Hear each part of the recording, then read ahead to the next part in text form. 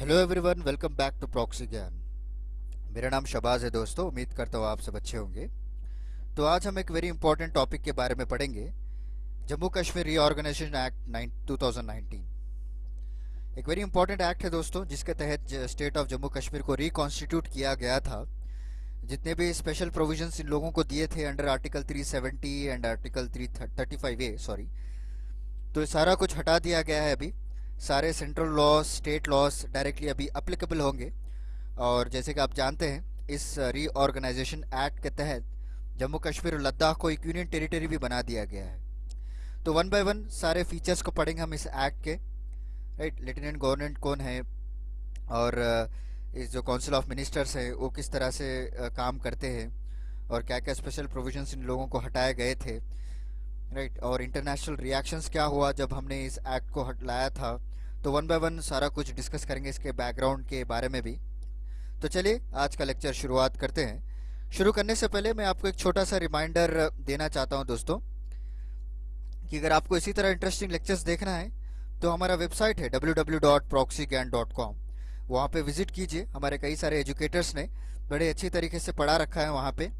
Right, और आप जितने भी बेसिक कॉन्सेप्ट्स है इजीली क्लियर हो जाएंगे आपके, जो कि आपको एंट्रेंस लेवल एग्जाम क्लियर करने में मदद मिलेंगे। तो आज ही जाइए, विजिट कीजिए हमारे वेबसाइट को, और अपने रिक्वायरमेंट के हिसाब से अपने कोर्सेज को परचेज कर सकते हैं। तो चलिए आगे बढ़ते हैं।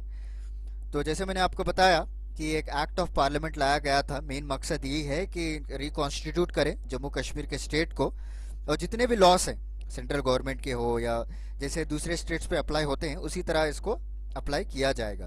क्योंकि अगर आपने आर्टिकल 370 को देखा होगा तो एक टेम्पररी प्रोविजंस के तहत ये साइन किया गया था, जब इंस्ट्रूमेंट ऑफ एक्सेशन साइन हुआ था जवाहरलाल नेहरू जी के बीच में और महाराजा हरी सिंह। आपने हिस्ट्री पढ़ाई होगा, मैं इसके पर भी आपको लेक्चर लेकर आऊँगा। तो उन्होंने एक इंस्ट्रूमेंट ऑफ एक्सेशन में साइन किया गया था, उसके तहत एक स्पेशल प्रोविजन प्रोवाइड की गई थी। उनका सेपरेट कॉन्स्टिट्यूशन रहेगा जम्मू कश्मीर का, उनका सेपरेट फ्लैग रहेगा। राइट, और सेंट्रल गवर्नमेंट सिर्फ 3 सब्जेक्ट्स पर ही अपने लॉज को बना सकती है। फॉरेन डिफेंस हो गया, कम्युनिकेशंस हो गया, राइट, और इंटरनेशनल रिलेशंस हो गया। ये सारे आपको इसमें 3 पार्ट्स पे ही ये सेंट्रल गवर्नमेंट आप जो है लॉज बना सकती है। बट एनी हाउ सारे subjects related to health, education, employment, ये सारा कुछ आपको पावर स्टेट गवर्नमेंट के तहत दे दिया गया था। But now when this act was removed, अभी सारे जो प्रोविजंस दूसरे स्टेट्स पे अप्लाई होते थे, महाराष्ट्र हो गया, एमपी, सारे प्रोविजंस आपको इस स्टेट में भी अप्लाई होंगे। And one of the most important thing, अभी जो परमानेंट रेसिडेंट का कॉन्सेप्ट निकाल दिया गया है अंडर आर्टिकल 35A के तहत, अगर आप देखें तो स्टेट लेजिस्लेचर के द्वारा डिसाइड किया जाता था कौन परमानेंट रेसिडेंट है। प्रॉपर गाइडलाइंस लाई गई थी कि आप 10 साल से जो है 15 ईयर्स तक आपको जो है जम्मू कश्मीर में रहना पड़ेगा, और सेकेंडरी बोर्ड तक आपको यहाँ पे पढ़ना पड़ेगा। सो कई सारे रूल्स हैं, अभी सारे कुछ हटा दिए गए हैं। Now it is open to all. वहाँ पे कई लोग प्रॉपर्टीज़ खरीद सकते हैं अब, क्योंकि पहले क्या होता था 35A के under, so there will be permanent settlement, there will be no permission for other outsiders to purchase any property. Now it all was removed. तो मकसद यही है कि डेवलपमेंट लाया जाए, इन्वेस्टमेंट लाया जाए, वहाँ की इकोनॉमी को डेवलप किया जाए, टूरिज्म को डेवलप किया जाए, यही मकसद था। But any how ground reality is very different. कई सारे प्रोटेस्ट चल रहे हैं अभी, और इंटरनेट शट डाउन कर दिया गया है, कनेक्टिविटी प्रॉपर नहीं है। तो आगे हम डिस्कस करेंगे इश्यूज़ में। तो चलिए इसके बैकग्राउंड के बारे में जान लेते हैं दोस्तों। तो जम्मू कश्मीर रीऑर्गेनाइजेशन बिल लाई गई थी 2019 में। राइट, अगस्त 5 को जो है हमारे अमित शाह होम मिनिस्टर के द्वारा इसको इंट्रोड्यूस किया गया था। तो बेसिकली मकसद यही था कि 2 यूनियन टेरिटरी में इसको डिवाइड की जाए। जैसे कि अभी पुडुचेरी है, न्यू दिल्ली है, लक्षद्वीप है, इसी तरह यूनियन टेरिटरीज को डिवाइड किया गया है, जम्मू कश्मीर एंड लद्दाख। आपको पता है इनके लेफ्टिनेंट गवर्नर कौन है? Who is the lieutenant governor of Ladakh? This is also very important question, directly आपको एग्जाम में पूछ सकते हैं, चाहे एसएससी बैंकिंग हो। And who is the lieutenant governor of Jammu and Kashmir? So Ladakh के जो एलजी हैं उनका नाम है आर के माथुर, राधा कृष्णा माथुर। और जम्मू कश्मीर के जो एलजी है उनका नाम है मनोज सिन्हा। वेरी इंपॉर्टेंट है, याद रख लीजिए आप। पहले जो मुर्मू जी रहा करते थे, अभी उनको सीएजी का पोस्ट दे दिया गया है। Now the lieutenant governor of Jammu Kashmir will be Manoj Sinha. Right, तो पार्लियामेंट अभी तक क्या हुआ करता था, पार्लियामेंट जैसे मैंने आपको बताया सिर्फ थोड़े रेसिड्यूरी पावर्स थे उनके हाथ में।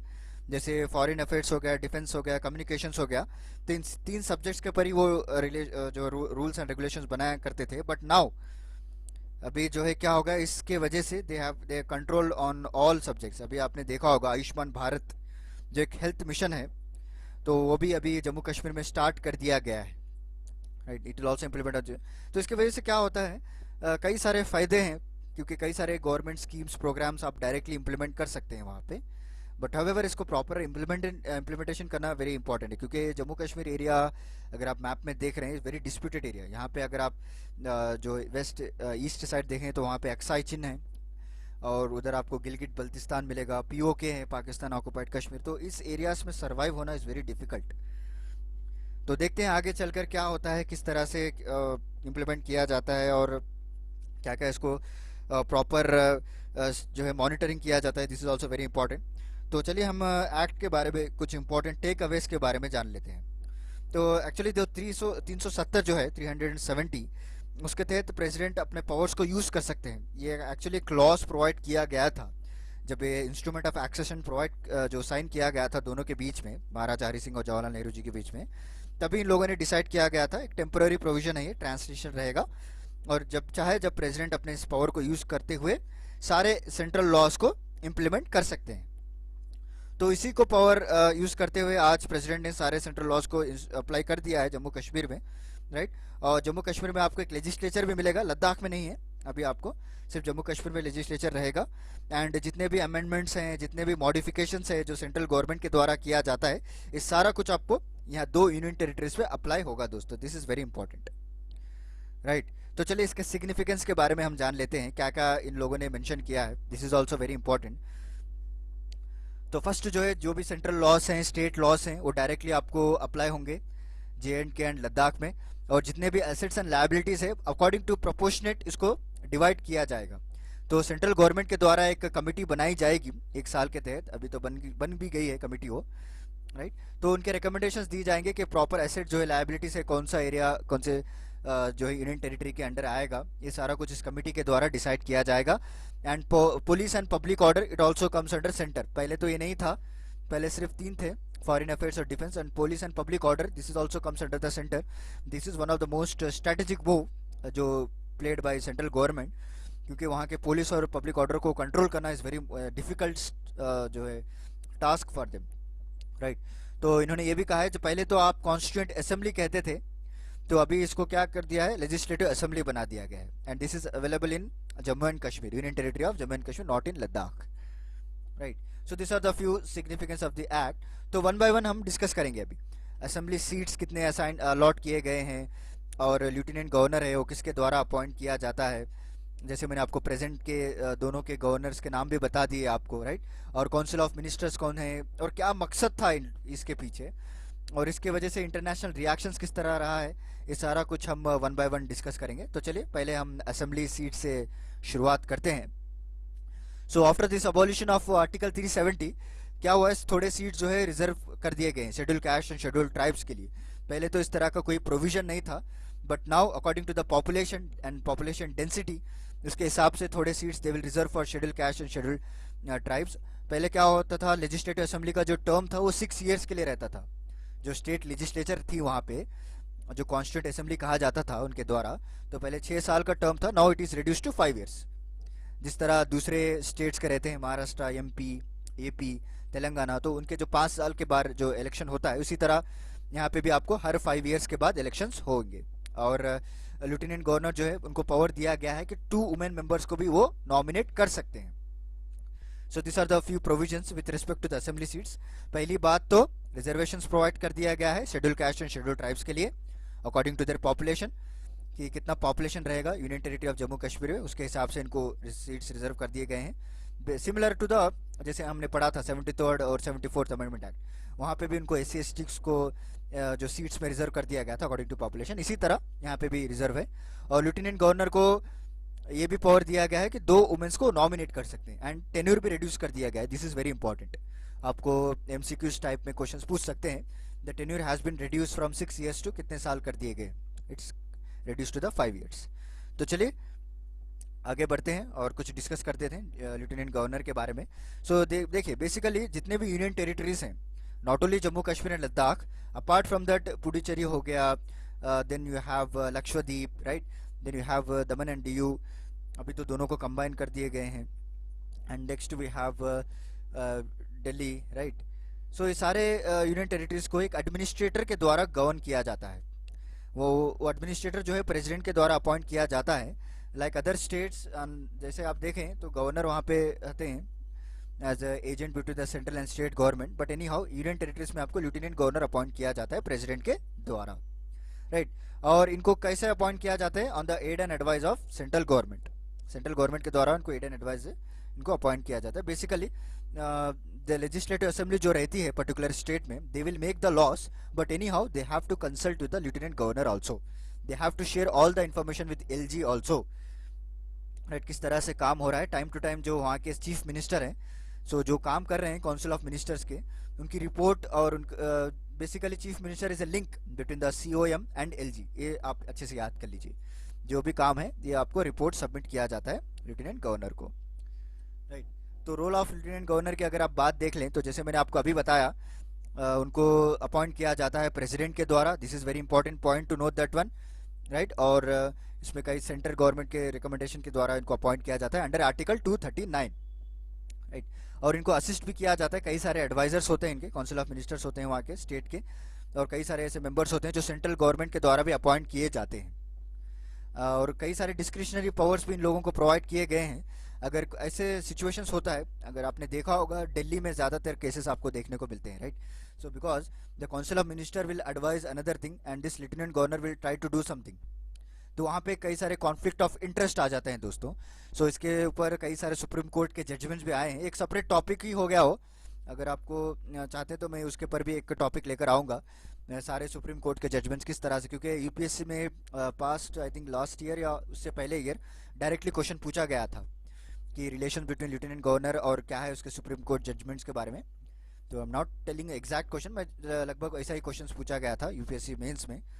This is also very important because क्या होता है, lieutenant governor has discretionary powers, कि थोड़े इश्यूज ऐसे होते हैं कि लेजिस्लेटिव असेंबली के सब्जेक्ट्स के बाहर होते हैं, तो उस वक्त अपना जो पावर यूज कर सकते हैं, बट एनी हाउ वहाँ पे भी क्या है, कॉन्फ्लिक्ट ऑफ इंटरेस्ट आ जाते हैं। So basically according to the rule they have the discretionary power, right. तो ये सारे जुडिशियल फंक्शंस को देखते हैं, और सारे matters related to all India services हो गया या एंटी करप्शन ब्यूरो हो गया, जो भी एंटी करप्शन ब्यूरो है, तो ये सारे मैटर्स को ये लोग ही देखते हैं। इनके तहत इनको time to time report submit की जाती है लेफ्टिनेंट गवर्नर को, राइट। तो चलिए आगे बढ़ते हैं, काउंसिल ऑफ मिनिस्टर्स के बारे में जान लेते हैं। तो बेसिकली ये प्रोविजन दिया गया है, council of ministers should not be more than 10% of total number of assembly. Very important. Lok Sabha का आप बता पाएंगे लोकसभा के कितने काउंसिल ऑफ मिनिस्टर रहना चाहिए according to the strength? This is for your question, okay.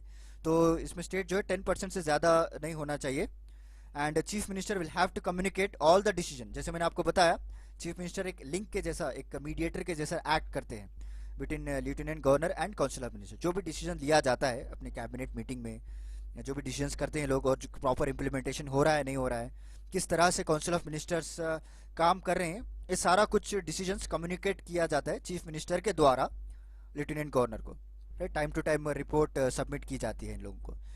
So this is entire about Jammu and Kashmir reorganisation act 2019, similar to other acts also, but anyhow इस act के तहत एक यूनियन टेरिटरीज बनाया गया है जम्मू कश्मीर लद्दाख को, और इसके लेफ्टिनेंट गवर्नर वेरी इंपॉर्टेंट है, मनोज सिन्हा एंड आर के माथुर, अच्छे से याद कर लीजिए आप।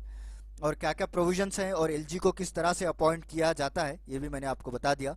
और हमने देखा कि लेजिस्लेटिव असेंबली का टेन्योर भी कम कर दिया गया है, पहले 6 साल था, अभी 5 साल कर दिया गया है। तो चलिए आगे बढ़कर हम रीजंस को देख लेते हैं।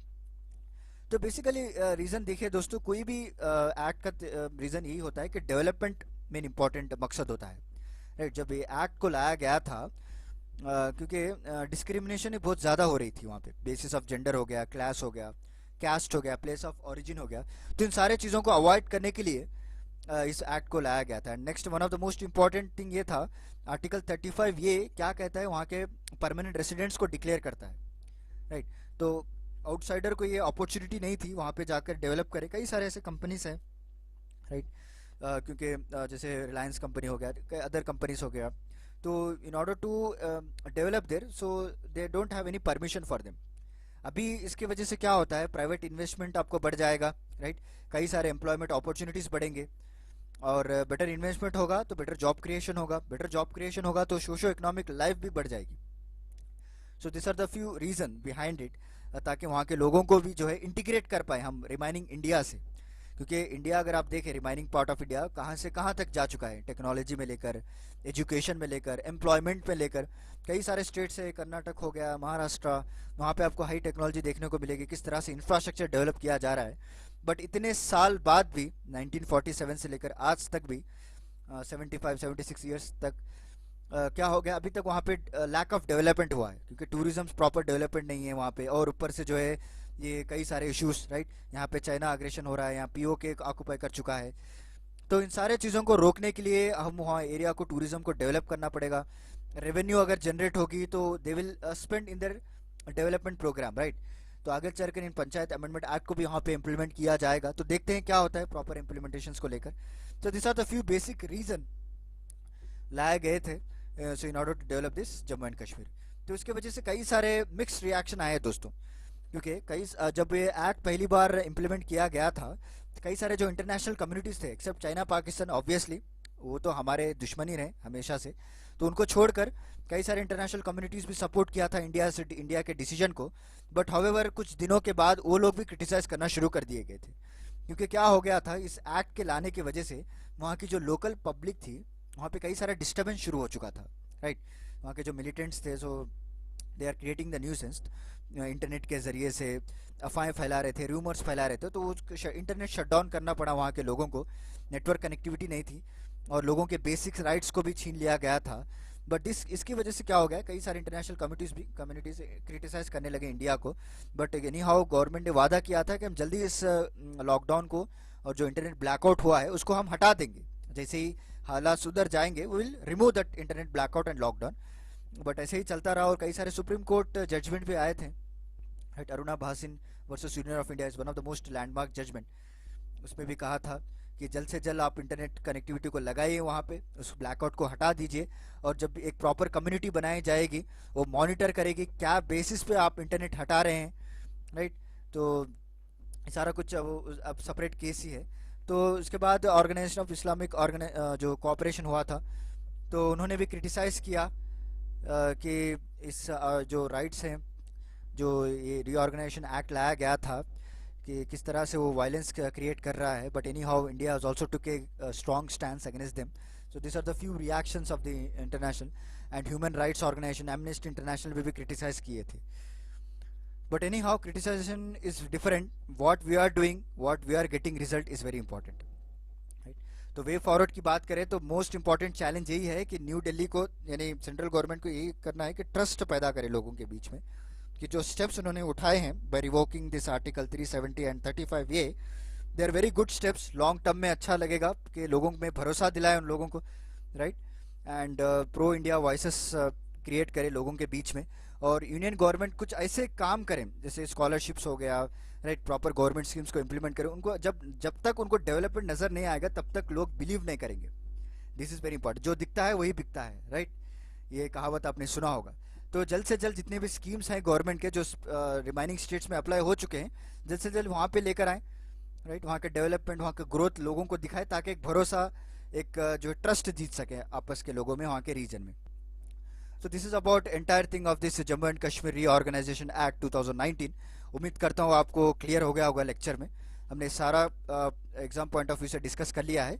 तो चलिए मिलता हूँ मैं आपको अगले लेक्चर के साथ कुछ इंटरेस्टिंग टॉपिक के साथ। तब तक के लिए धन्यवाद दोस्तों।